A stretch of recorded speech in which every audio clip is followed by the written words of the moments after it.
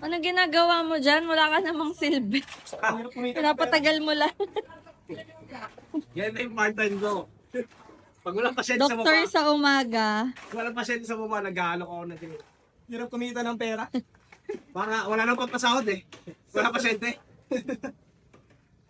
So, pag may mga ganito po kayo trabaho na nagbubuhat kayo ng mabibigat, lalo sa mga construction workers, pag pagka kukuha kayo ng graba, magbe-bend kayo ng paa, hindi nyo gagamitin yung likod nyo para maiwasan yung muscle strain, lower back pain, no?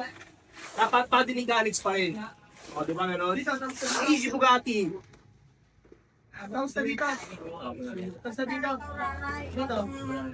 Ito. Kita nyo? Easy. Ayan, boss.